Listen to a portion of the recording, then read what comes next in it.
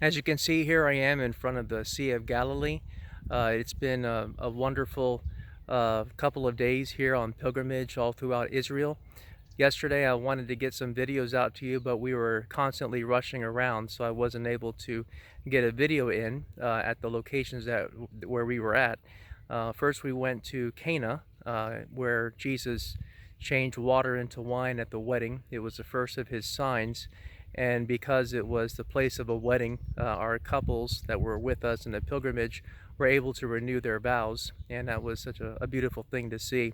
And then after that, we went to the Church of the Annunciation, which I also like to call the Church of the Incarnation, since that was the moment when Jesus was conceived within the womb of the Virgin Mary by the power of the Holy Spirit.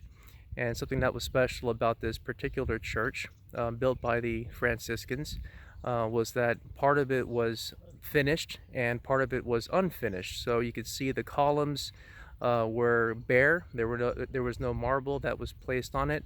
And what they wished to express was the house of the soul, which is both complete and incomplete, both beautiful and also not so beautiful. Now, I personally don't believe that a church should ever reflect incompleteness. I think that it should reflect the reality of heaven. But nevertheless, it was something that did touch my heart, since right in the middle of the perfection and imperfection, in the middle of the complete and incomplete, we also have the incarnation.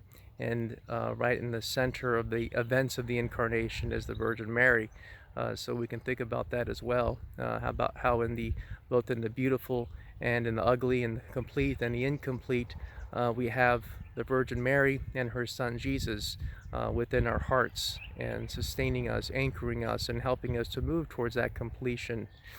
And then the third place that we visited was Mount Tavor, and Tavor is a beautiful mountain. It's not really a huge mountain. It seems more like a hill. If you were to be in Colorado, I think it might be called a hill. A beautiful place where we ascended again to a place that was built by the Franciscans, a beautiful church up there where we celebrated Mass and contemplated how Jesus took Peter, James, and John with him up to the top of Mount Tabor, where he was transfigured and spoke to Moses and Elijah, showing right there the completion of salvation history, the law, the prophets, and then Jesus Christ fulfilling both. So we know that Jesus told Peter, James, and John not to build or to camp out right on top where Peter wanted to build the booths, but even said not to tell anybody about their vision until after the Son of Man was crucified and raised from the dead.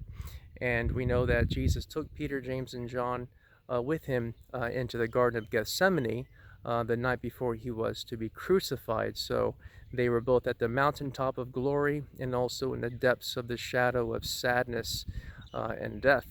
And of course, we know that led to the resurrection into glory. Father Peter has done an amazing job leading us into these different holy sites, and I'll continue to give you more updates as we move along through this pilgrimage. God's blessings to you.